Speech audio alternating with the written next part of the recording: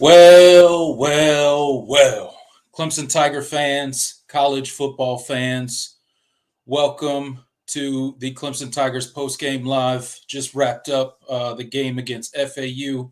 Pretty good game for our Tigers. Got a good reaction up ahead for you guys tonight. If you are not subscribed to the channel, please go ahead and hit that subscribe button.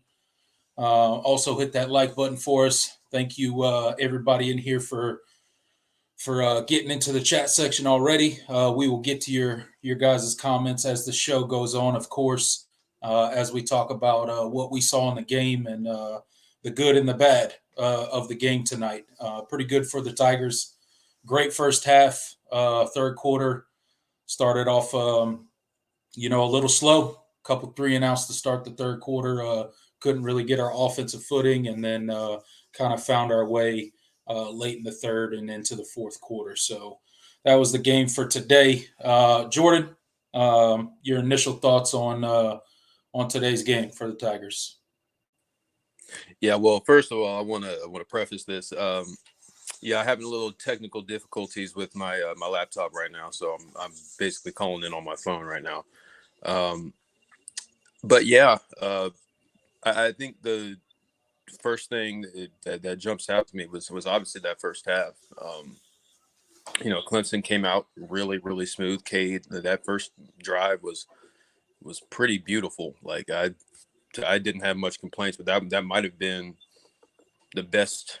I don't know. That might have been the best drive of Cade's career. I tweeted that out when it happened, just because of how efficient and smooth and just every single read, every single throw was on the money. And then that throw to Tyler Brown in the back of the end zone was that showed off the kind of arm talent that we know that Cade has. So I thought the offensive line protected pretty well in that, on those first couple of drives. But in really just that first half, the offense looked like what we expected the Garrett Riley offense to look like. And this was what we were looking for. It was smooth, efficient. They were running the ball, they were passing it, and it was a balanced attack. FAU's defense was pretty off balance for most of that first half, and they stayed up. They did a good job of staying ahead of the chains, and I thought it was a pretty complete, first half, and it's something to build on. And obviously, we'll talk about the sluggishness of the second half and how much we can glean from it and whether it's that important or not. But I think that first half of the game was exactly what Clemson needed to look like, and you felt like the team was playing with a lot of confidence. Yeah, absolutely, man. First half looked absolutely amazing for the Tigers. They came out, they started fast, which has been a problem the first two games of the season, obviously. Everybody knows all the mishaps and the terrible things that happened week one against Duke. And then we come out last week against Charleston Southern, two big turnovers. Charleston Southern's in the game, heading into halftime, basically due to Clemson's miscues. They weren't really moving the ball on offense, but because we kept turning the ball over, they were somewhat in the game. That wasn't the case coming out for Clemson this game. They really came out first, offensive series for Florida Atlantic. Fourth play of the game, Nate Wiggins has an interception, takes it all the way to the house. And that was kind of all she wrote right there. That sparked a fire in this Clemson team. And then defense comes right out again, gets FAU off the field. Clemson has their first drive. It looked really good. It looked really methodical. Okay, was making really good decisions with the football for the most part all night, outside of a few decisions that he made where he put the ball in harm's way a couple times that could have turned into interceptions. Thankfully, they didn't. But his decision making is improving, I think. The offense looked really good. I think in the first half we had passes to 8 or 9 different wide receivers, so the ball was getting spread around really well. We were running the ball, pretty well, and I think after the first at halftime we had 255 total yards, 148 passing, 107 rushing. We had 13 first downs, and obviously the big one that we talked about heading into this game was no turnovers. Right, we had no miscues really. Nothing detrimental happened in that first half, or really in the entire game, outside of a muff punt that was less than ideal, but still pretty good for the Tigers as far as the miscues go today. Um, you know, I think it was overall a pretty good game. A couple guys got banged up in the game. I saw Antonio Williams get looked at. Looked like Will Shipley got banged up. Looked like he was holding his back at one point. So we had a couple guys look like they got a little banged up, but they came back in the game and played. So I don't think there's anything to worry about there. But they come out in the third quarter, and it was kind of a lull. I think probably the plan going into the second half was to keep the starters out there for a couple series. If they put together really good drives and maybe a couple touchdowns, the starters probably come out of the game a lot earlier. But like we said, the second half didn't start off so well for the Clemson offense. The defense played pretty well the entire game. Outside of a few drives where Florida Atlantic kind of got going a little bit and drove the ball down and scored. They scored that last final touchdown on kind of a sprint out where they passed the ball. Receiver got away from them right in the end zone, so that was an unfortunate little wrinkle that the wide receiver got behind the Clemson cornerback there. But outside of that, I think the defense played pretty well. Not a whole lot of sacks in the game today, but a lot of QB pressures. They definitely affected the quarterback. Hated to see Casey Thompson get that knee injury. It didn't look good. I don't know.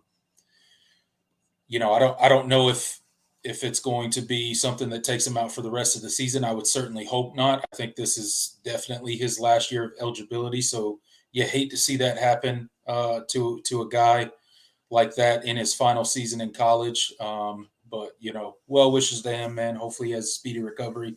Hopefully it's nothing serious when they do the MRI. Yeah, and I, as far as the defense is concerned, I felt like they played pretty well. And one of the things that we talked about in the pregame, and something I was particularly concerned with was the speed of some of the FAU's skill guys. Like Wester, and the running back was really, really good, and he broke a couple nice runs. But I thought they handled it pretty well, especially the first team, the starters. They didn't give up too much, and they were on the field a long time. I mean, FAU possessed the ball for 34 minutes in this game. They won the time of possession. They ran 82 plays, but Clemson did a good job. I mean, they were only 6 for 18 on third down. So anytime you're holding your opponent to 33% conversion rate on third down, that's really good, and that's about where you want it. So I mean, defensively, I thought they were getting pressure. The defensive line was a lot for a really physical and big FAU offensive line to handle. I mean, TJ Parker had a really, really good game. You saw Clemson get creative with some defensive back pressures. Jalen Phillips got a sack. I thought Justin Maskell played pretty well. I thought he had some really nice tackles for loss. This is the second straight week that he's played well. But I've talked about it. I think TJ Parker is probably should be the guy moving forward. But I think Justin Maskell has made a case for continuing to get a decent amount of snaps, because I think he's played pretty well. But yeah, I'm pretty happy with the defensive performance, and late in the game, obviously they gave up some drives. In the second, you saw kind of some of the inexperience and some of the second and third string guys, especially the back seven, some missed tackles, missed angles, guys not staying in their gaps. And then obviously in that last play, that little double pass that Dabo was really fired up about. Yeah, I think what had happened was one of those passes I think he was trying to argue that one of those passes was forward, and then the I don't know if it was the running back or I can't remember, a receiver that threw the pass, threw it for a touchdown, which is not allowed. Once you throw it forward, you can't pass it again. If you throw it at or behind the line of scrimmage, you can throw it as much as you want forward. So I think that was kind of disappointing. I think it was Brandon Strozier that kind of got caught with his eyes looking to the backfield, and the receiver got behind him. But other than that, that was really the only coverage bust in that game. And I thought they handled it pretty well. Otherwise, there was one early in the game. I think Khalil Barnes got beat, but and it was an overthrow by the quarterback. But he followed that up with a really, really good performance. Yeah, I mean that guy is special. Khalil Barnes, he is. So he's going to be really good. But yeah, I think the defense. If I were to give them a grade, I think an A-. I think they played really, they well for the most part, especially the first team, and really, and getting the two, forcing those turnovers definitely was a plus. The pick six, Nate Wiggins, and then the almost pick six by Wade Woodaz. That would have been his second in 2 games. Yeah, those were really big and set up some Clemson scores. Yeah, absolutely. And one of the, you mentioned it a little bit. One of the big concerns, or what, not really big concerns, but one of the things we talked about as a potential concern heading into this game was FAU speed, especially on the perimeter. And that did not seem to be a problem for this Clemson defense at all. I already mentioned the Nate Wiggins pick six to basically set the tone for the game. I thought our defensive line got really good pressure. Khalil Barnes played out of his mind tonight. He played a really great game. You mentioned that one busted coverage he had, but outside of that, he had an interception. He had a bunch of I can remember 3 or 4 pass breakups that he had. He was in there on tackles. He was hitting hard. He was really just all over the field. Yeah, he almost forced a fumble return too. Yeah. That one that he stripped out that went out of bounds. Yeah, it was so close, man. It was so close. But he was kind of all over the field tonight. Jeremiah Trotter flashed a little bit tonight for sure. TJ Parker continues to flash, man. That dude is you notice him when he's on the field. He's in the backfield. He's affecting plays. He's really out there, really affecting the opposing team's quarterback a lot. Probably the most consistently of our defensive ends as far as getting consistent pressure, and that's from a young guy. Another young guy that stood out tonight, Tyler Brown. He did have that muffed punt. That was a really bad play, but outside of that. Tyler Brown really played. He played well. 3 catches for 49 yards. He had 2 touchdowns. So what a game for him. He had that big punt return. He was doing well on special teams. I think we definitely found our guy as far as kick returns with Tyler Brown. He's a dynamic guy with the ball in his hands. And I know Dabo Swinney has said that in his interviews, leading up to this game. And, even before that he's just a dynamic guy with the ball in his hands. And you can definitely see that. It's truly exciting to see him play that well and know that he was a summer enrollee. He didn't get to be here for spring. He didn't get to be involved in summer conditioning, summer workouts, and all that stuff. He was a late summer enrollee, right? So he got on campus late, and to see where he is right now in week 3, game 3, you just see the potential of that guy and what he could really become for this Clemson team. He is a dynamic player for sure. Yeah, and it just the consistency, the sure-handedness, the shiftiness. I think you saw it all, in different points tonight with Tyler Brown. Just he's becoming a favorite target for Cade, and that's pretty exciting. And I think this was a pretty good game for the receivers overall. And I Mm-hmm. mean, Bo Collins was pretty much a no-show too. But you saw Adam Randall get a big catch, and then and getting Jake Brenningstool involved in the red zone. That's something that we've been asking to see, and that was a great play call. Just get him isolated on a defensive back over the middle into the end zone. And that was he just went up and got it like that. That's the kind of stuff that Jake Brenningstool, offers to this team from a offensive standpoint. I mean, and while he's not a great blocker, I mean, those are the kind of things that we've been wanting to see. So it was nice to see him get in the end zone.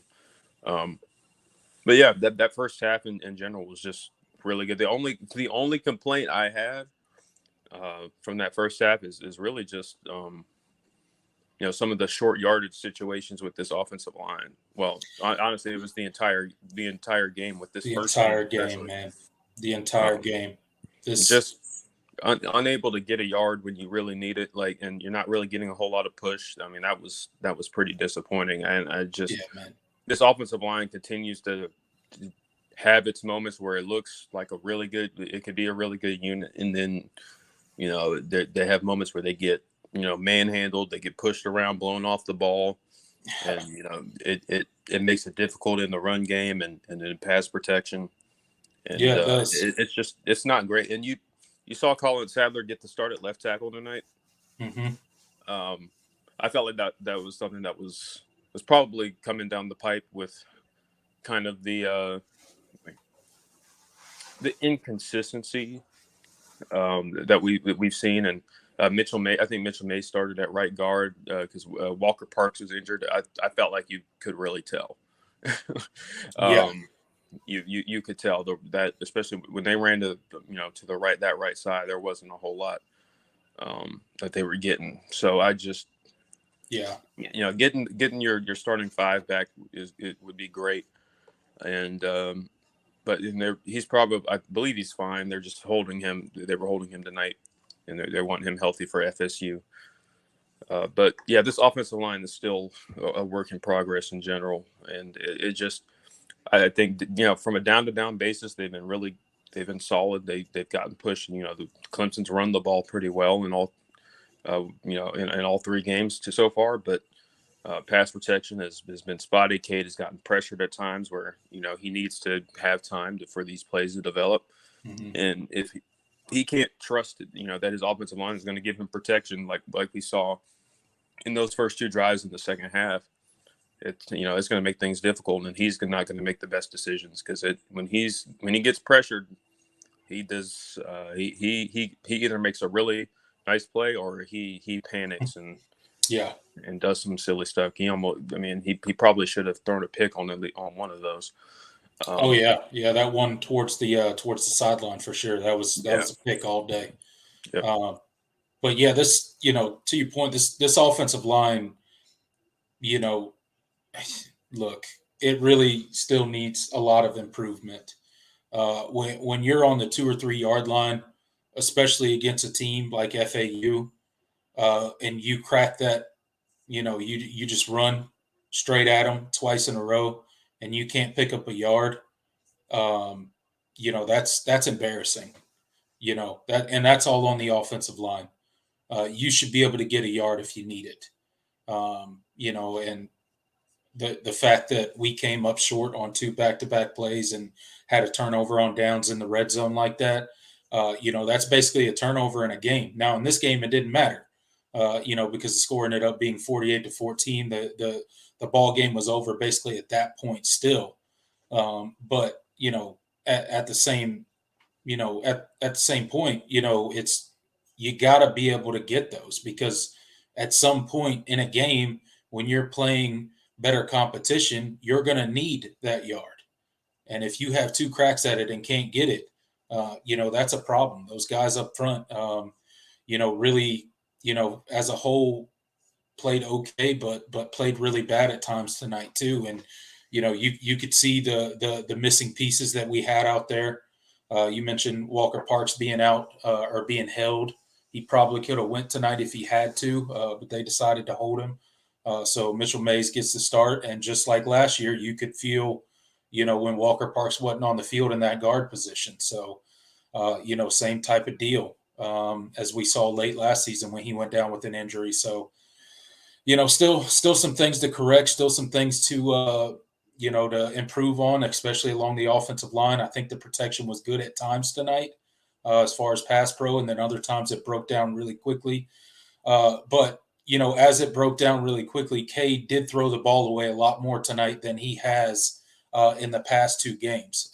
Instead of making a poor decision with the ball and throwing it into to covered guys, although he did that a couple times tonight. He threw it into double coverage a couple times. He made that really bad throw along the sideline, scrambling, trying to make a play. You just got to throw it out of bounds. You can't put that ball out there in harm's way, but he is getting better. He is starting to throw more balls away when there's nothing open and not try to force anything. And that's what he just really has to continue to build on. He did make a few mistakes tonight, but he got a lot better as well. And I think he started feeling the pocket a lot better tonight. You saw him a couple times when the pocket broke down. He found a lane and he turned it into a positive play, and that's not something that we've seen, as much in the first couple games. So he's getting a little bit better feel for the pocket. He's throwing the ball away more when he needs to instead of making poor throws. So I thought he took a couple steps forward today. Although his completion percentage wasn't the greatest tonight, it was really good in the first half. But like I said, coming out in that third quarter, I think he started the third quarter like 1 for 8. And it Yep. was, it was pretty bad. He went into halftime with like a 76% completion rating. And then, that went by the wayside pretty quickly because of poor protection and things like that in the third quarter. But, I do think he took quite a few steps forward. So I think that was encouraging to see him grow a little bit tonight in that department. And I don't think he missed a single read. When Clemson does those zone reads and stuff, I don't think he made really a poor decision. So that was good to see. He was pulling it when he had to, and it wasn't waiting too long. So I think he's getting a little bit more comfortable doing that. You mentioned how he's throwing the ball away and how he's, getting out, escaping pressure, climbing the pocket, and going and getting yardage, on the ground when he can. So I think those were positive steps. He looked a lot more comfortable out there. Like you never got the sense that he was, even in the second half where things were kind of when things were breaking down a little bit. It didn't look like he was panicking as much. Yeah. So I think that's a good thing to see. And this wasn't a complete game by any means, but Nope. I think you're starting to see the bone, and kind of like what I said about the second half of the Charleston Southern game. I think you're starting to see what this team is working to being, and I thought that first half was an example of that. But this obviously a huge step up in competition. You're not playing in FAU anymore. It's one key over on the keyboard. There you go. FSU. So that's going to be a challenge. Obviously, we saw how they looked today against Boston College. I mean, that team is not unbeatable. Clemson certainly has a chance in that game, but it's going to be tough. And it kind of sucks because that Florida State chose to have a game like that, this weekend, because now they're going to be a little bit more hyper focused and you would think they are working to really eliminate the mistakes and all the bad stuff that they did today against Boston College. But hey, it's kind of a similar spot. Noon game on the road against an unranked team. Obviously, Clemson has their attention a little bit more than Boston College did, but it's going to be tough. And I think Clemson is going to have to play their most complete game of the year, for them to win that game. They don't have to. I don't think they have to play perfect, because BC certainly had a chance, and if you get a couple of breaks, it can happen. But you're going to have to play your best football that you have all year. And I think that's the good thing we've seen about this team is that they haven't gotten worse from week to week. Yeah. So I how much of a jump they make this week is going to determine whether or not they win next Saturday. Yeah, definitely will. You know, we're still looking for that complete game. We talked about heading into this week about wanting to see a complete game, and I really thought, heading into halftime, we are about to see, finally this team put four good quarters together. You know, we've talked at length about that second half of the Charleston Southern game, and then the first two quarters of this game. You really saw complementary football, and you saw what this team can be when the offense and defense are really complementing each other and playing really well. And they put up a lot of points, and this defense, looks really well. And then kind of the offense gets bogged down. But at the end of the day, it was still a really good performance for the Tigers. I mean, you can't really complain about a 48-14 victory. We had 14 different pass catchers today. Bo Collins had a little bit of a rough day. Going back a little bit to the receivers, Bo Collins had a little rough day. He had that big drop on the sideline that no one was around him. He just somehow just dropped the ball. He didn't look it in, took his eyes off. Yeah. He kind of took his eyes off of it, but Antonio Williams had a decent day. Jake Brennistool, you mentioned him. He got in the rotation a little bit more today. That was good to see. That catch in the end zone by him was really good. He kind of had a guy draped on him, and he went up and got it. And that was a good throw by Cade, by the way. There was a linebacker that he kind of placed the ball perfectly over right where Jake Brennistool could get it. And then Jake Brennistool definitely went up there and got the ball. So that was a good throw by Cade Klubnik as well. And then Tyler Brown, that was a really good catch in the end zone for him. He had a defender draped all over him too, and I didn't know if he caught it at first. And then, obviously he came down with it, but that was a heck of a catch by him. Adam Randall got in the mix a little bit, had 51 yards today, so good to see him. One of those catches came off of that weird. Like it seemed like they were trying to run a double post, and they ran their routes like right next to each other. And I think it was him and Antonio Williams, or was it Tyler Brown? I don't. It might have been Antonio Williams. It was Antonio Williams, yeah. And it went off of Antonio Williams' hand and right into Randall's. That was pretty incredible. But then that catch down the left seam that Randall had, that was really nice. And even he shook off a defender. That's the Adam Randall that we've been told about in the offseason, and people, and the staff has been hyping up. That was good to see. Hopefully we get to see more of that and see it more consistently. Him just being a true threat down the field, because that's really, with his body type and his measurables, that's where he's going to work the best. I mean, it's not going to be the short yardage stuff. It's going to be going up and making big plays down the field with his physicality and speed. So you have to be able to get off the ball consistently and be in position and build that rapport with Cade. And it was good to see him get a couple nice big plays. Yeah, it was definitely good to see him finally get some big plays in there. And yeah, that was the craziest thing. I don't know who Cade was throwing the ball to, but I'm glad it was caught and it wasn't tipped up for an interception, because those are those type of plays that get tipped up and then interceptions happen. So I'm glad it fell into Adam Randall's hands, and he was of sound mind and concentrated and got that ball in his hands. That was a really crazy looking play. I don't think they were meant. If Garrett Riley had to draw it up, I don't think they're meant to be that close together on the field running those post routes. But it is what it is. It worked out for us, so you'll take it. You'll take it. So, but yeah, just finishing up on the good first half. That was as good of a first half as it could go. But let's go ahead and switch gears and talk a little bit about the second half, especially those first two drives for the offense.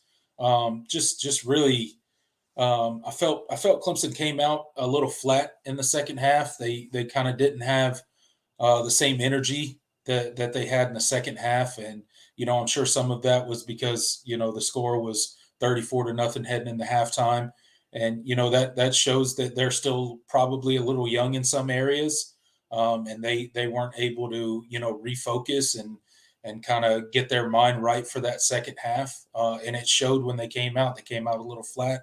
The offense had 2 3 and outs.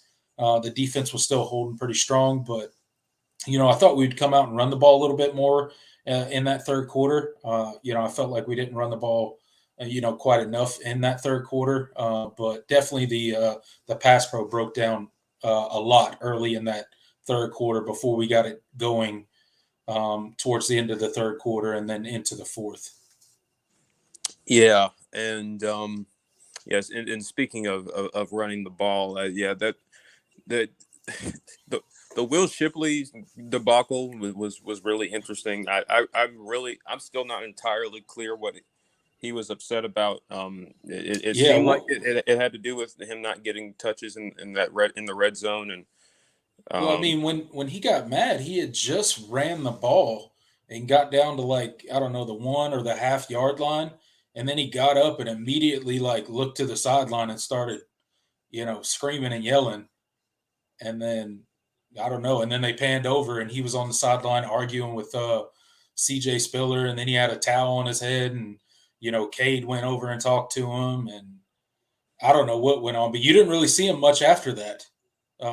So I'm not really sure what went on there. I think he came back out the next series when the clock was just kind of running out in the second half, or at the end of the first half, and then you didn't really see much of him after that. So I don't really know what went on there, or what he was upset about, or what the case was. I guess because you know what, I don't believe he has a rushing touchdown this year. I don't know if that's Oh, something, if that had to do with it, but and so he was probably a little frustrated that he wasn't getting that opportunity. But he does have one receiving touchdown, but he only has one touchdown on the year.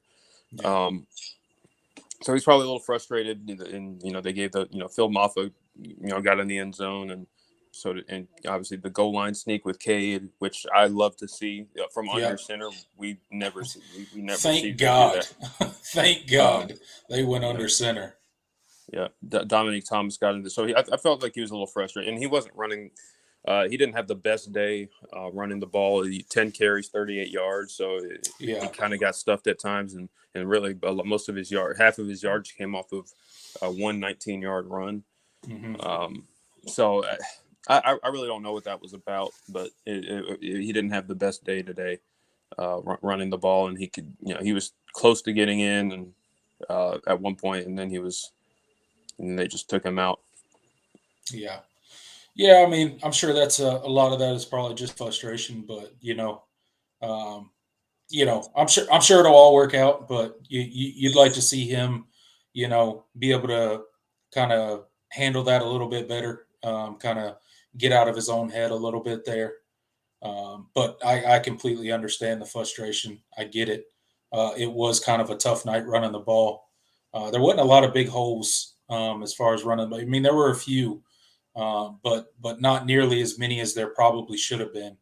And I get they got a bigger defensive line and all that, but I really was not pleased overall with the offensive line's performance as far as running the ball tonight, especially in short yardage situations. It just seems that they weren't getting enough movement up front, and that probably added to some of that frustration, I'm sure.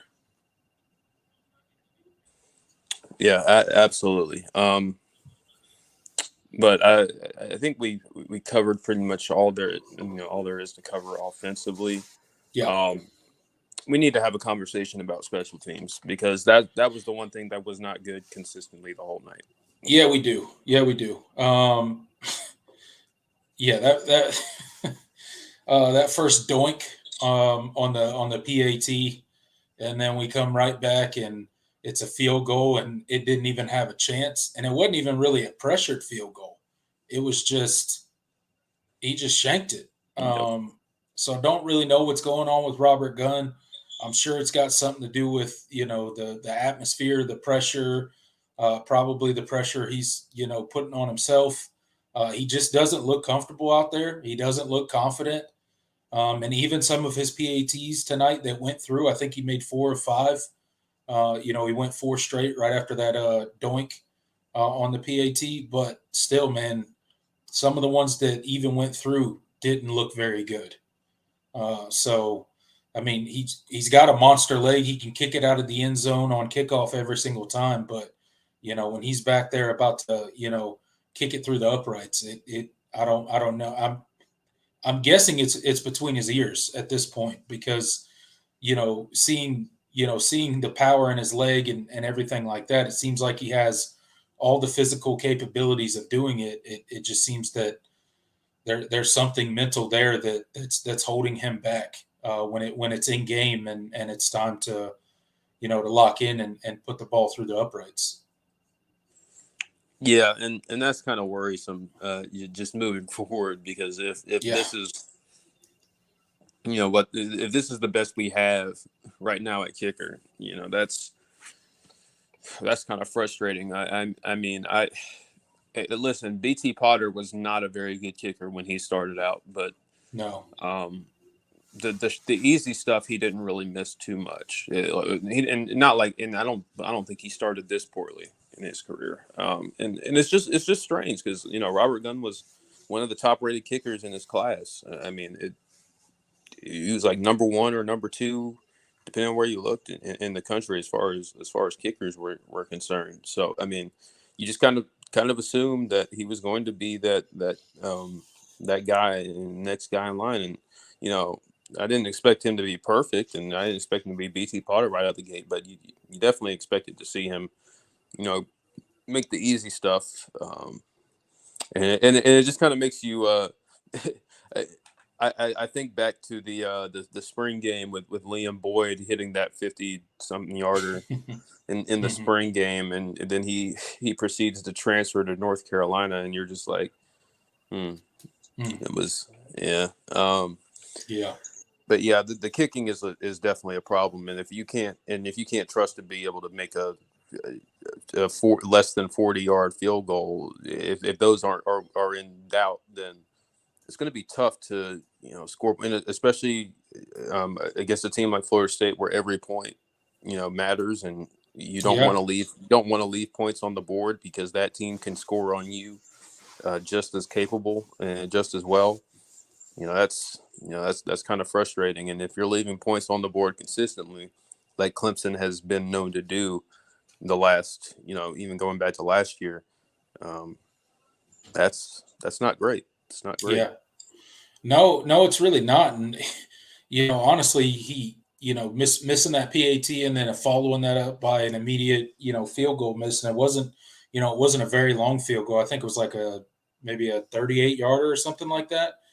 I was kind of looking. I was like, man, they got another kicker on the sideline ready, just to maybe to put him out there and see if he can get it together because.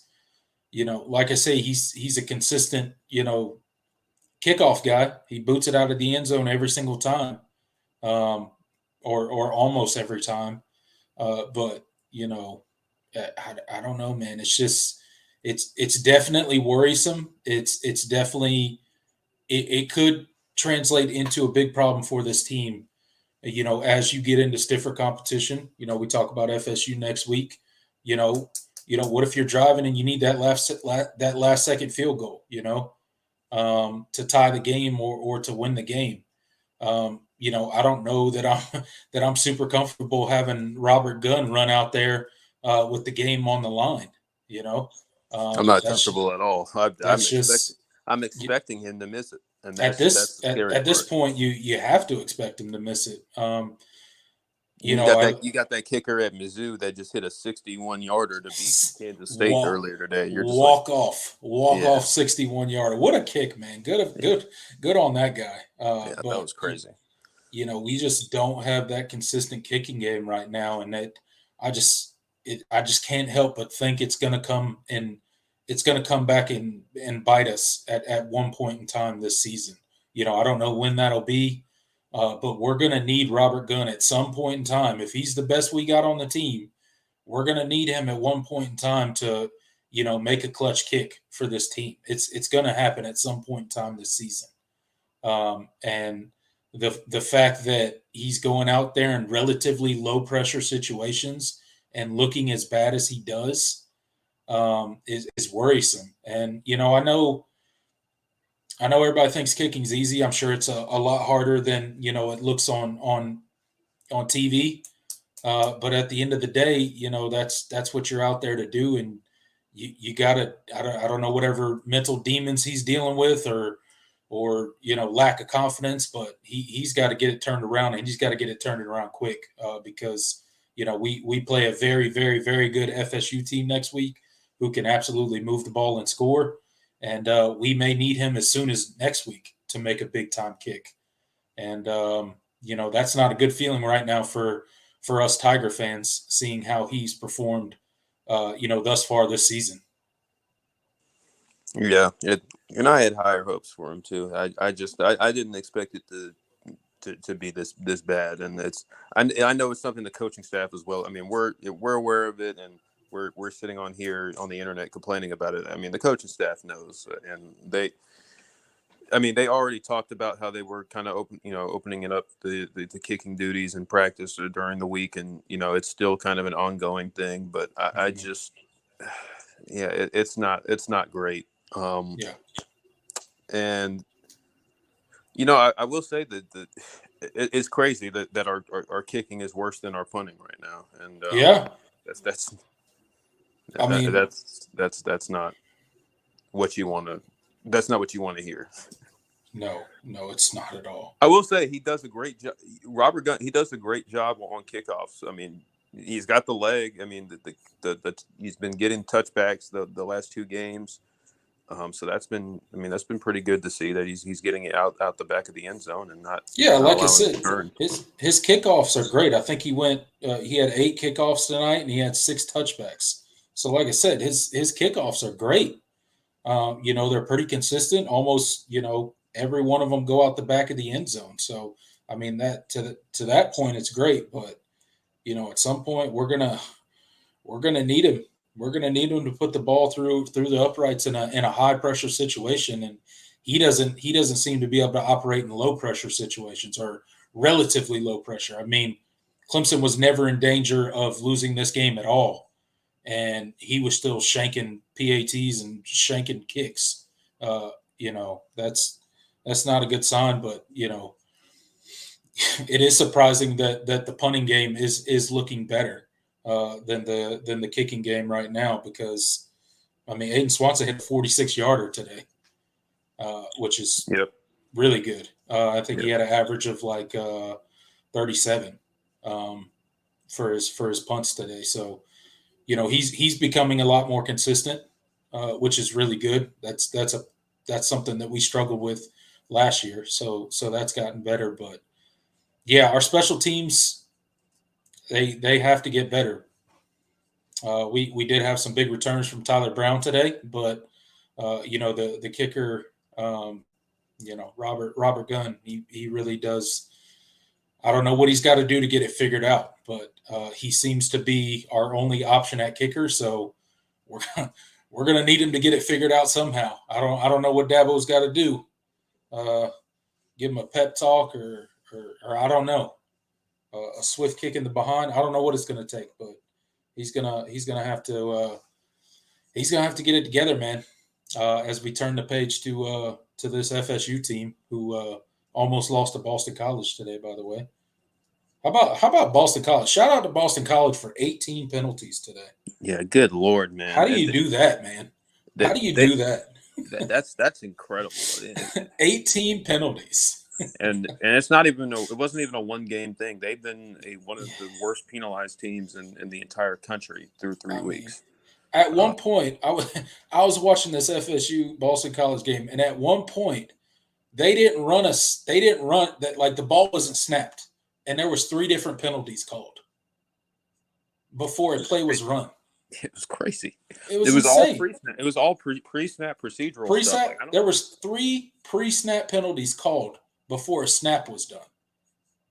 2 were against a Boston College and 1 was against FSU. I was like, oh my God, this is the craziest game I've ever seen. Yeah. And the amount of free and you felt like Boston College really let it slip. I mean, especially when you add up all the free yards that they surrendered to Florida State, and obviously that face mask on the last drive that effectively killed BC's chances of getting the ball. Oh man, that was a brutal. crucial one. Yeah. That was a brutal penalty right there because they stopped him. I mean, they stopped him 2 yards short. Yep. So they were about to get the ball back if it wasn't for that costly face mask, and that sealed the game right there. That was it. And if you look at the stats, they outgained Florida State in pretty much every statistical category. But when you give up 130 or 140 yards to penalties, and you make a boneheaded penalty like that, he was wrapped up by 2 other guys. I don't know why that dude's pulling out his face mask. I mean, I'm sure it wasn't intentional, but still, it's something that you can't do. Really, really cost them an opportunity to, not that they would have won the game. You don't know what would have happened, but you would at least had a shot. You'd have had the ball in your hands with, a minute plus to go, and all you needed was a field goal to win. So, but that was a crazy game. It was a great game to watch. It was a fun game to watch. Probably not if you're a Florida State fan. But Yeah. It was a fun game for me to watch. But definitely for them, I think that's their wake up call. So they got away with a win, which is what you want to do, right? You didn't play your best game. You played really bad in some areas, but you still get a win. It's much easier to swallow some learning opportunities when you get a win versus a loss. So shout out to them for still pulling it out, and we'll get to see them next week. Yeah, man. And This week in the Valley. We'll be here to on Thursday night to break it all down and really dive into the matchup, because this is, I mean, despite how Clemson's season started, I mean, this is still the game that we've all been circling and talking about. And Yep. I think this has a chance to, especially with it being a noon game, and it's not exactly going to be an environment we expected it to be. It still has the chance to be a really, really good game and an opportunity for Clemson to kind of reemerge in the national spotlight if you come out with a win. I think this Clemson team can win. I think they can. Absolutely. But it's going to be a challenge, and with Florida State having kind of the kick in the butt that they did today, they're going to be they're going to be hyper focused. They're going to be ultra prepared, and you're going to have to come out with a game plan that takes advantage of some of the weaknesses that they showed on film today. So, yeah, this is what we've been waiting for. Yeah, this is exactly what we've been waiting for, and I love that it's happening. It's going to be a tough game. It's probably going to be a gut-wrenching game for us to watch. It's not going to be fun in the moment, but if we can pull out a win, it'll certainly be fun afterwards. But Clemson's definitely got a shot. Anybody who says they don't is crazy. But by no means will they be favored. Everybody will be picking Florida State to win the game, which is fine. It doesn't really matter whether they picked Clemson to win or pick Florida State to win. That has nothing to do with what's going to happen on the field. But this team definitely has the ability to beat that Florida State team. If they play, close to how they played the last 2 quarters in the CSU game and the first 2 quarters of the FAU game, they certainly have the ability to hang with and beat this Florida State team. So it's gonna be a great game. I'm sure we'll have tons to talk about this Thursday on our all-in show to kind of preview and set up that Clemson FSU matchup. It's going to be a good show. Yeah, trying to think if there's anything else before we get on out of here. Oh, well, it was nice that Clemson came out and really established dominance in that first half, considering what FAU did at the beginning with those little pregame antics, jumping up and down on the pod and oh yeah, stuff like that. I have listen, I don't know if that was, if Tom Herman ordered that or if that was just something they felt like they decided to do. Maybe they just wanted to participate in the, meeting at the paw before they actually lost the game. I don't know. Apparently they pissed Nate Wiggins off because he returned that favor pretty quickly. Yeah, he did. I'm glad they. I'm so good because it felt like, especially the past few years, it's felt like when teams have done that, Clemson hasn't really made them pay for it or really, played the way they should, and so that was nice, and it basically took the wind out of their sails early with that pick six. I hope Casey Thompson's all right. That didn't look. Yeah, man, that was tough to watch, man, because that dude's bounced around a couple different teams, and that's just tough to watch, man, because that could have been the end of that very well can be the end of his college career, which is unfortunate on a play like that. He's been in college a long time. Yeah, he's like 25, man. Yeah, they say he turns 25 in October, so that's that's crazy, man. Man, we just saw old man Milton for Tennessee. Did you see? He's almost the same age too. Did you see what they did to Casey Thompson? Like leading into the game, they put up that graphic of all the starting NFL quarterbacks that are younger than him. I was like, dang, bro, why y'all got to do that to that man? Leave this man alone. Let him play. Yeah. It's crazy. It was a huge list of quarterbacks. So I was like, man, that's crazy. Yeah, and that's not we're not done with it yet. I mean, we're going to be having super senior quarterbacks until 2027. Well, after the 2026 season. Yeah. Anybody that was on a roster in that 2020 COVID year, they're eligible to get it if they redshirted at any point. So they'd be eligible for a sixth year. So it's pretty crazy. It's crazy. Maybe he can get a medical red shirt and come back next year. Who knows? Good God, that's happened. There's a guy for Oregon. There's a tight end at Oregon that's in his like 8th year or 7th or 8th year. Yeah, that's crazy. He's like 27 years old. He's like 26 or 27. It's crazy. Oh man, COVID has messed everything up, man. That's a grown ass man. That's so crazy. That is so crazy. Like you're in college and paying a mortgage. Like, what are you doing? Yeah, what are you, bro? You got 3 kids. You got a minivan. What are we doing right now? What are we doing? It's like, yeah, no, coach. I can't.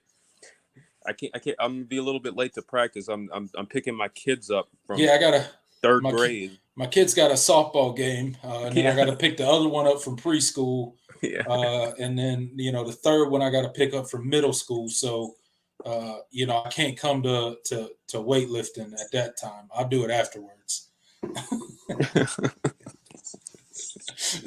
This man's be older than some coaches on his coaching staff. That's true. Like imagine like being a GA and like trying to tell him what to do. Like, bro. Oh my goodness. It is funny. It's funny. I'm not making fun of those dudes, but it is funny. Yeah. It is wild. It's crazy to think about a 25, 26, 27-year-old playing college football. It's insane to me. But like you said, we're going to continue to see it for a couple more years. And then maybe it'll work itself out. Hey, shout out to before we get out of here, shout out to Hunter Helms leading that nice little touchdown drive there. I think he was 5 for 5 on that touchdown drive. So he's looked pretty good with his opportunities that he has. Which is nice to see. You hope that you will never need him, but it's good to see that he can operate within this offense. Because like you saw with Casey Thompson tonight, man, your quarterback's one hit away from, being out. So it's good to see him back-to-back games get out there and perform really well. Hopefully we will never need him this year. But if we do, he looks okay. Yeah, he does. And, he's been in really the past two games because I think he was 5 for 5 last week too and had a touchdown. So that's good to see. I definitely am. Obviously the ceiling is significantly lower for this team if he's in the game, but it's nice to see that the offense is at least running, competently even when he's in the game, and hopefully that means that if God forbid that it ever comes to that point where you need him to play, that you can feel okay that you're not going to be completely inept. So Right. Yeah. He can still operate. He's obviously does not have the talent that Cade Klubnik has, but he's a serviceable backup, and that's a very valuable thing to have in football. So we got 37 people in here right now. Thank you guys so much for showing up for the post game live here on the Voice of College Football Clemson channel. We really do appreciate all of you guys. Please go ahead and hit that like button for us. We'll give you guys a couple minutes here at the end of the show. If you got any questions or anything that you would like me and Jordan to address, we'll give you 2 or 3 minutes here at the end of the show, and we'll answer your comments for as long as you put them up there. And then I think we're going to get out of here tonight. We covered pretty much everything that I feel like we need to about this Clemson game. A lot of good, a little bit of bad, but overall a really good game for our Tigers tonight. It's always good when you win, man. It's always good. 48-14, Clemson over FAU. So we did what we were supposed to do. We dominated the lesser talent. Now it's on to FSU and really the meat of our schedule. Yep. And especially in a weekend where a lot of teams struggled. I mean, we talked about Florida State already, but I mean, did you see how Alabama beat South Florida 17-3? 17-3. Look, college football is wild this year. Yeah, absolutely wild. Tennessee lost to Florida today. Yep. By the way, got dominated too. In case you didn't know, and it wasn't close. Yeah. It was absolutely crazy.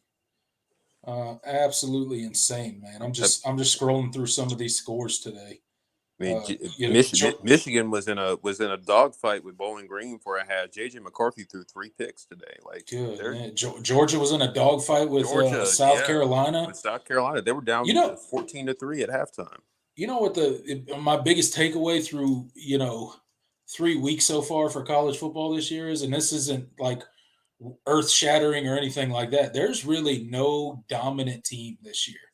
There's not like, normally this time of year you see a team or 2 or 3 maybe where you're like, yeah, those teams, they definitely got it. There's not really that team this year yet.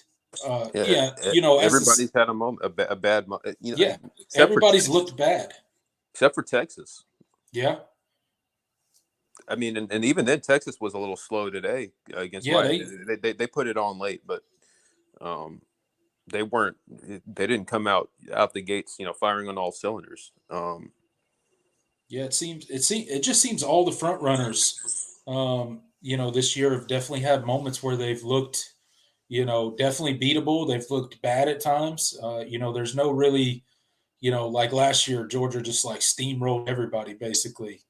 For the most part. But you don't really have that team this year where you're like, yeah, it's going to be tough to beat them. I don't know if there's a team out there that's going to beat that team. So, which makes it super interesting. I'm sure some teams will emerge as the season goes on, but through 3 weeks, there's not really that one dominant team that you could really point to and be like, yep, that's the team. It's going to be tough for any team out there to beat them. Yeah, and when you look at how teams were shaping out to be like in the offseason, and with how many contenders are starting new quarterbacks, all the coordinator movements and changes, in retrospect it wasn't hard to see this coming, but honestly I think it's been even crazier than I think any of us expected. Just I mean and Clemson has just been one small part of it. I mean, it was a shocker in the moment, but now through 3 weeks, you're like, wow, this season is really just that. There's no rules. Teams are Alabama's going to score 17 points on South Florida. Georgia's going to be in a dogfight with South Carolina, Yeah. and really struggle offensively. I mean, it's crazy. Syracuse. John Sarian mentioned Syracuse. They've looked good through three They weeks. look really good. They've handled business there. I think they're one of the top offenses in the country. They handled Purdue pretty comfortably today. They were never really in danger of losing. You want to know the worst part of that? We crazy. gotta go up there this year. That's not we good. do. That's Yeah, not we good. do. We do. And they always give us trouble. they look Even a lot more competent than I thought. I thought they were due for a bad season. even when they're not playing good, they give us trouble. So Yeah. that should be an interesting game up in the dome, formerly known as the Carrier Dome. Yeah. I mean, Notre Dame did it. Michael mentioned Notre Dame. Yeah. Notre Dame was only up 7 points on Central Michigan at halftime. They poured it on in the second half too, but you just haven't really seen. Clemson was one of the only teams that really was got out early and looked good early and just kind of. But even then, they didn't play great in that second half. But yeah, I mean, there's not a whole lot of teams playing complete games right now. Yeah, we kind of hit a lull, especially in that third quarter. The rest of the game looked okay, but definitely that third quarter was a huge lull, especially for the offense. Yeah, absolutely. Drew G gets in with a super chat for us. Thank you so much for the $5 super chat, Drew. I really do appreciate it, man. He said late to the chat. That's okay because you showed up, man, and we appreciate it.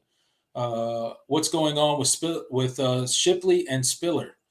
Shipley was hot about something. Cade came over to explain. Yeah, I saw Cade talking to CJ Spiller on the sideline after that whole thing. Yeah, I don't.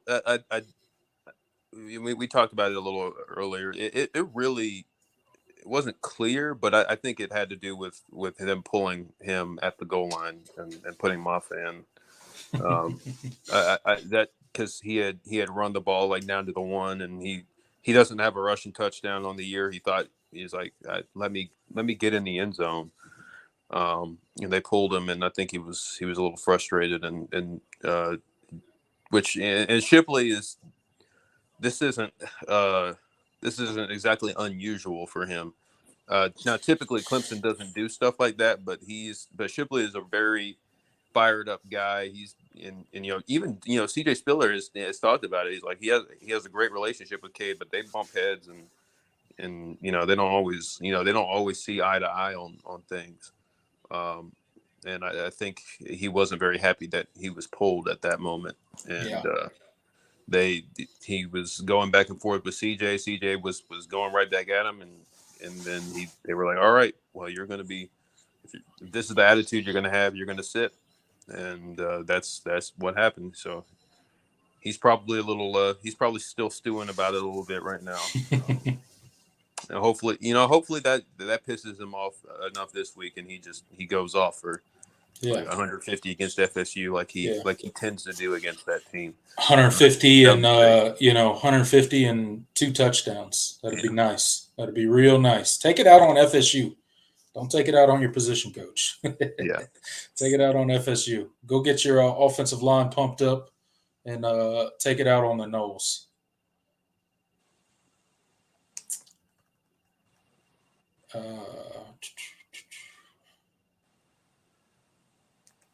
WB2DX says, I told you week 1, look out for Syracuse. Well, I guess you were right. And he said he wants us to call him, I don't Tiggs or Tiggs. Correct me, WB2. He says he wants us to call him Tiggs or I'm assuming Tiggs. That's Tiggs? How he spelled it. Yeah. Okay. All right. I'll try to remember that. Nathan Gibson says, is Gunn the answer? Because he missed 6 kicks.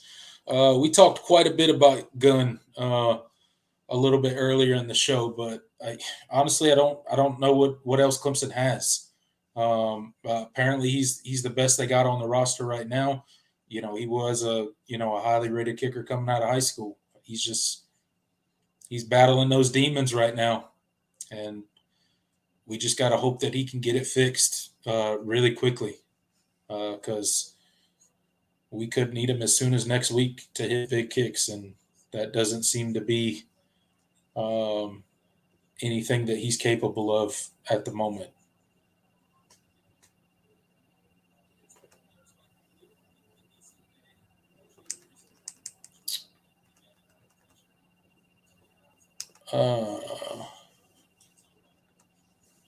Nobody expected Q's offense to be this potent.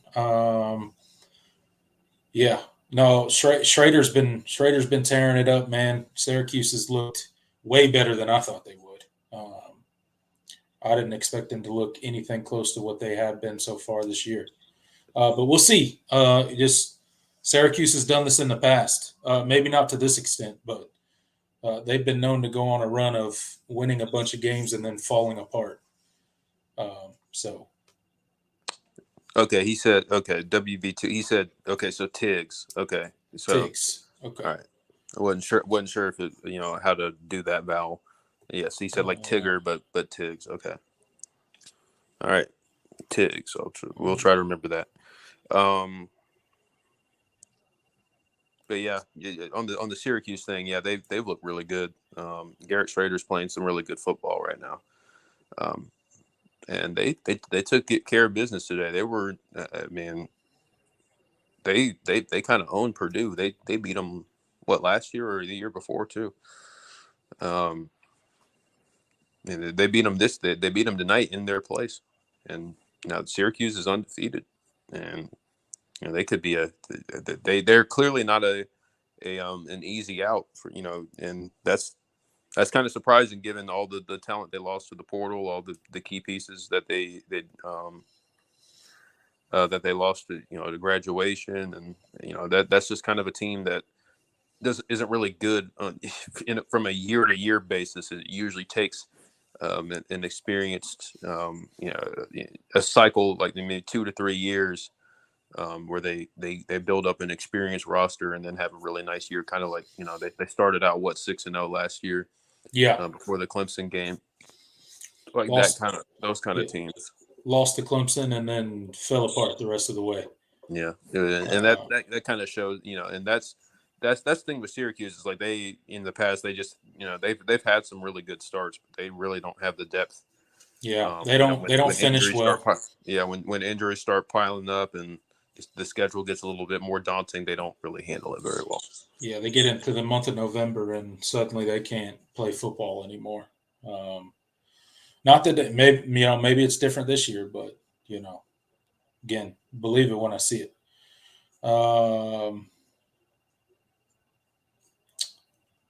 Let's see. King gets in and says, when kickers get the yips, you got to let them kick it out. Sucks we have FSU so early this year. I think FSU has fallen at a good time for Clemson, honestly. We've had these past 2 weeks of lesser competition to kind of work out some kinks. I think we've gained some confidence and momentum on offense. The defense seems to be playing really well. I don't think putting it off for another week or two is going to change really the outcome of that game. It's just going to kind of, we're just going to have to line up and see where the cards fall, man. We got a chance in the game, for sure. We'll just have to see how it plays out. It's going to take a really good game by Clemson, though. It's going to take that. It's going to have to be a complete game. We've yet to put a complete game on the field this year, but we will definitely have to do that next week if we want a chance to win. Yeah, absolutely. Man, I'm ready. I'm ready to play that game right now. I just so ready. The anticipation is going to be crazy, and yeah. Well, we won't have to wait too long once the clock hits Saturday. So yeah, it's a noon kickoff. So no waiting until 8:00 to watch the game. be played. So I guess that's one plus of a noon kick, but kind of takes away from some of the atmosphere, though. Yeah. Tony gets in and says, "Do you think Clemson will climb up any in the top 25?" No, probably not. Well, Maybe. I won't say no because Clemson is the first in receiving votes right now. And I think they played well enough to where, I mean, hey, they covered. The saying, great, good teams win, great teams cover. Yeah, Um, so and honestly, they probably could have. They covered pretty easily because they they did. if it wasn't for that busted on that little double pass at the end, they would have covered by. What, they would have won by 41. That would be in so 3 score. They would have covered by 3 scores. Yeah. I think the I spread mean, was 24.5. I guess if they So, do get in, they'll probably just get in. Maybe 24, 25. yeah, the problem is you didn't really beat a team worth. Yeah, you didn't. Yeah, you beat a team. You beat the crap out of a team you were supposed to beat the crap out of. So Yeah, but I um, think the fact other teams in front have lost and some other teams have won but not looked great. yeah, There's a chance. But there's I'm perfectly okay with Clemson being unranked heading into that Florida State game. yeah. I could care less honestly at this point. It doesn't matter really. Because if you beat Florida State, you're going to get a Oh, you'll significant get you'll bump. get ranked. Yeah, you'll bump up for sure. Yeah, and it won't even just be getting ranked. You might earn maybe a top 15 spot again, possibly. Maybe not all. You probably won't vault all the way to top 10 because you still have the loss and there's other undefeated teams. But if you were to beat Florida State, there's a chance you could vault back into the top 20 at worst. And that would be a really big win and kind of put you back into the conversation, the national conversation. Yeah, But I don't think that my opinion of this team is not really going to change too much if they even if they lose this Florida State game. If they're competitive, I won't feel too differently. But whether they win, if they don't win it, obviously you want to win it. But yeah, this is a really big opportunity for this team. And yeah. They need to put a good game on the field. Yeah, and it would quell some of the narratives about how Clemson has fallen off and all that. And I've perpetuated it, especially after that Duke game. But Yeah, if you want to prove people wrong, this is a great opportunity to do it. there you go. It's all out in front of you if you want to prove people wrong. It's all out there. But I mean, honestly, I don't see them moving up into it. But if they do, it'll probably be 24th or 25th. But we'll see. Adam says Cuse will lose their first game and then spiral. That's typically what they do. Yeah, that tends to happen. They don't handle, especially when they lose a really hard fought game. John mentioned it. Yeah, they typically shoot their wad, against Clemson, and they don't really play that well after that. Only real exception was that 2018 Syracuse team that won 10 games, but other than that, they haven't really performed well. Yeah, it's always uncomfortable games with them, but they've only beat us once, so it's never easy with them though, for whatever reason. Michael says Noel's dreams end next week. I hope you're right, Michael. I hope you're right.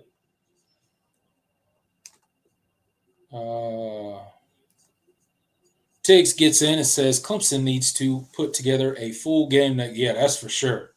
They have got to put a full game together next week. We've talked about it, for a couple weeks in a row now. But next week, you have a quarter like we had tonight in the third, where you just come out and you're going, repeated 3 and outs. That ain't gonna bode too well. You're gonna put your defense in a really tough situation, and it's probably not going to end too well for you. So, yeah, for sure.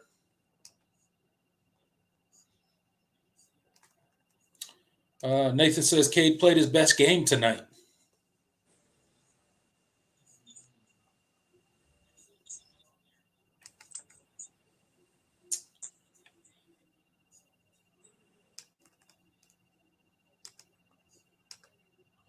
John says he won't be drunk for the FSU game. Yeah, well, yeah, you won't have much opportunity to. I mean, hey, You'd be too focused and stressed to hey, be drinking. I mean, get up at 9. It's 9 o'clock somewhere, I guess. But Yeah. You imagine being drunk at noon? Jesus. Oh man. I've had some. Well, you know, we've all. I'm not going to throw stones on that one. I'm not going to throw stones either, but I think we've all been there once or twice. yeah, But yeah, not anymore. That I'm not. yeah, I'm not at that point in my life anymore. yeah. Well, Uh, I'm trying to get out of that point in my life. yeah, That's for sure. I can't live like I did when I was like 20. yeah. But You don't recover as quickly as the years start stacking, man.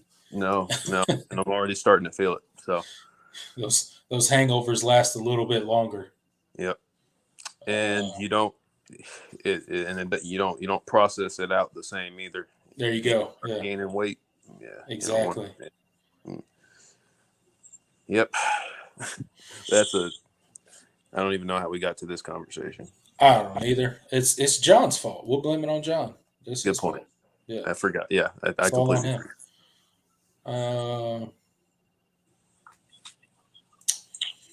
All right. Let's see.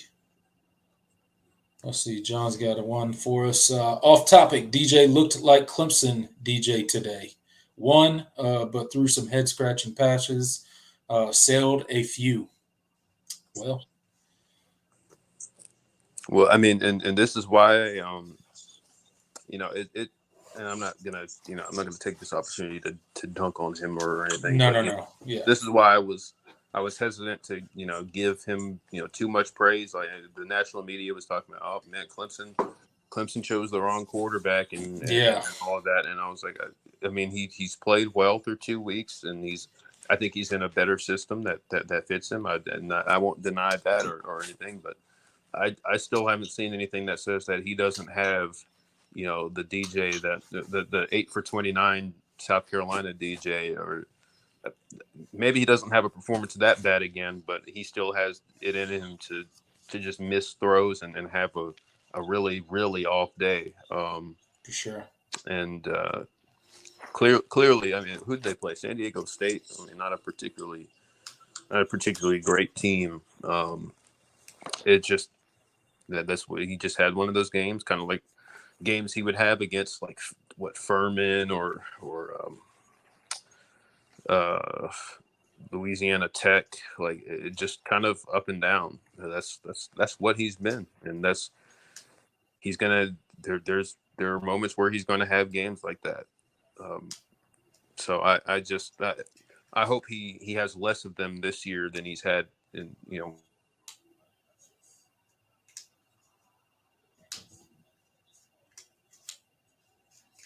You still there, Jordan? I think we might have lost him. Did I go out? Yeah. Yeah, you cut out there for a second. I don't know where I cut out, but I was basically saying, the inconsistent DJ is still, he still has it in him, and you just hope he has less of those games than he has the really, really good ones. And absolutely. And I'm still rooting for him. Yeah. And obviously they won the game, and that's what's important. But it's clear he still has that capability in him to just kind of, not play particularly well. So. Yeah, absolutely. He definitely does. But I wish him well.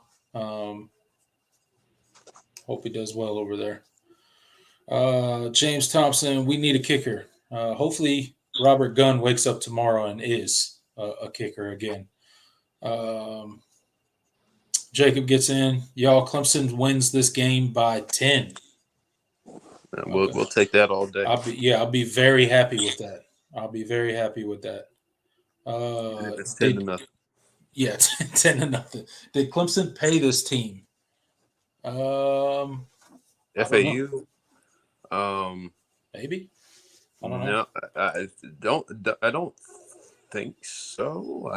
I'm not sure. I don't know. I know No, we I paid think Charleston Southern. yeah, we paid Charles. So I don't know if they give checks to. That's something that I'll have to. That's actually a good question. I don't know if I've ever really thought about that. Yeah, I don't know. I think it's a case by case thing. I don't know if they've probably they do it sometimes and they don't do it because they're still FAU is still an FBS program that I don't know. They probably do. I'd say they probably do. They probably did. Yeah. DJ is a good kid for sure. Accuracy is just not consistent. Yeah, consistency has always been his issue. He's got a ton of talent. Just consistency has always been the biggest issue there. Yep.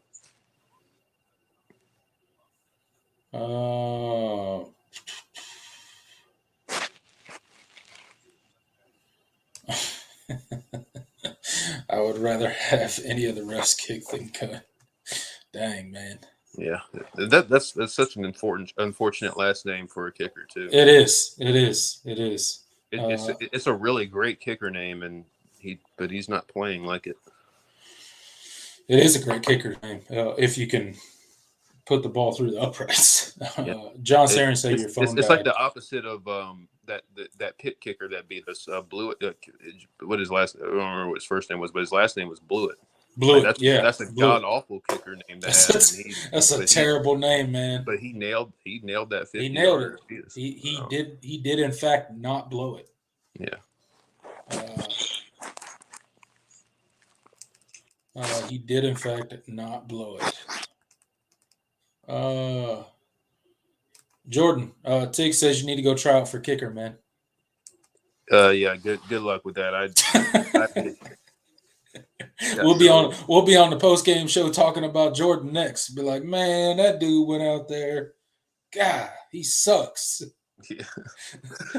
Yeah. No, I do not have the I do not have the facilities for that.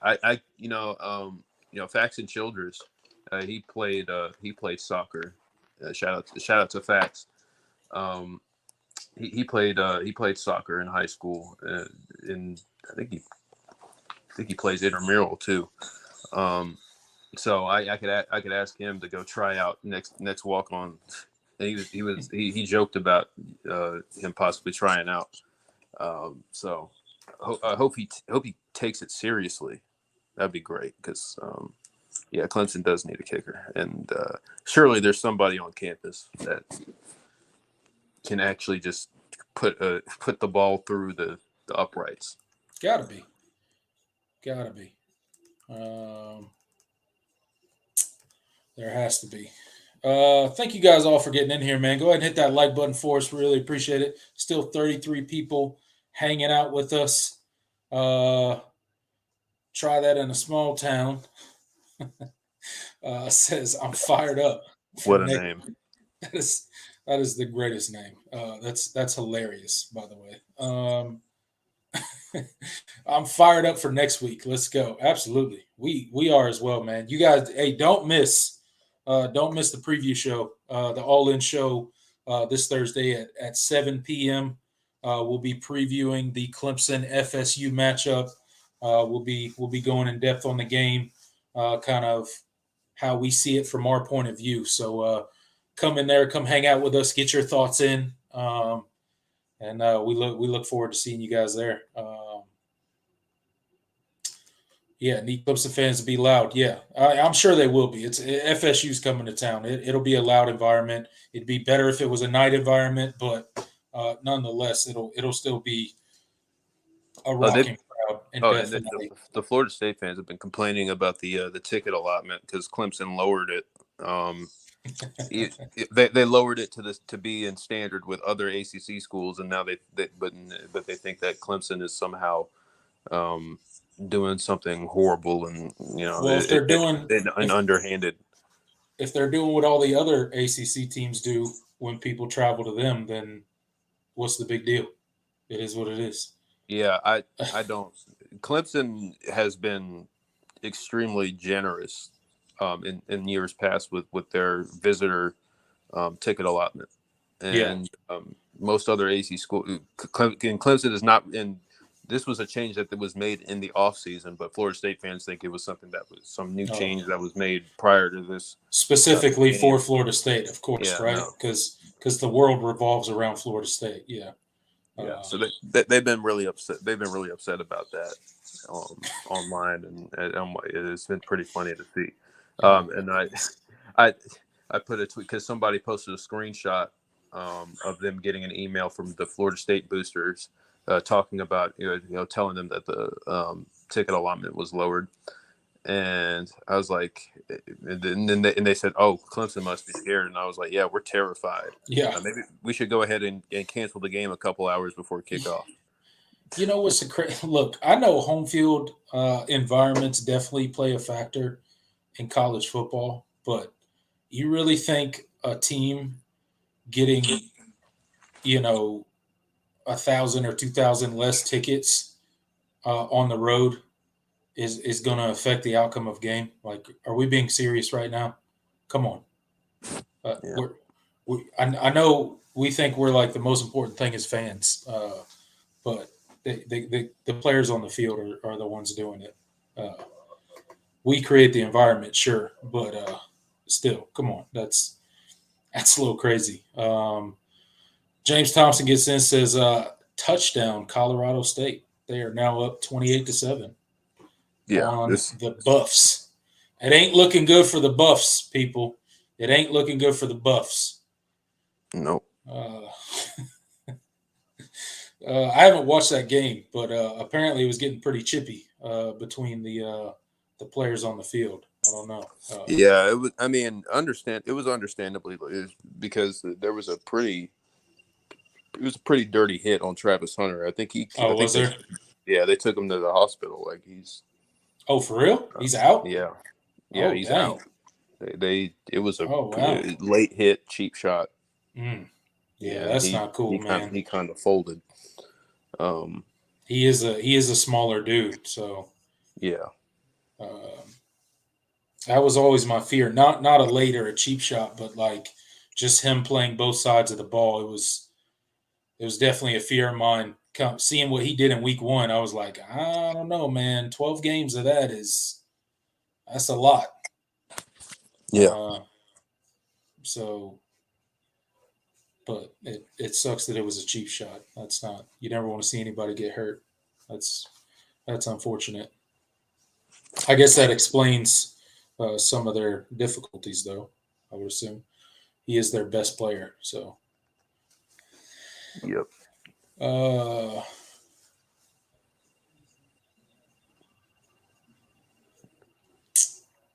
right, man. I think that's going to do it for us tonight, man. I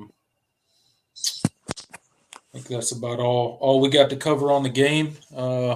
Chopped it up with you guys in the comment section for a little bit. Still got 34 people in here. Check us out. We really do appreciate all you guys hanging out with us. Like I stated earlier, please hit that like button for us. If you are not subscribed, come subscribe. Come hang out with us. Me and Jordan do a weekly show every Thursday at 7 p.m. We will be here on this channel this Thursday at 7 p.m. breaking down the Clemson-Florida State game and talking about all of that stuff. So please come in and hang out with us this Thursday at 7 p.m. And we'll have a good time talking about FSU and breaking down the game and probably poking a little fun at them at the same time because this is college football and why not? Yeah, it's a rivalry. So it's a rivalry, like they're the battle of the ACC in Death Valley this weekend. So we'll have a little fun with it. We'll poke a little fun at FSU, especially for their game today, just because why not? It's funny to do, and yeah, be there, guys. It'll be a great show. I promise you that. But until next time, I'm Tiger Paul Craven. He is Jordan Bowman.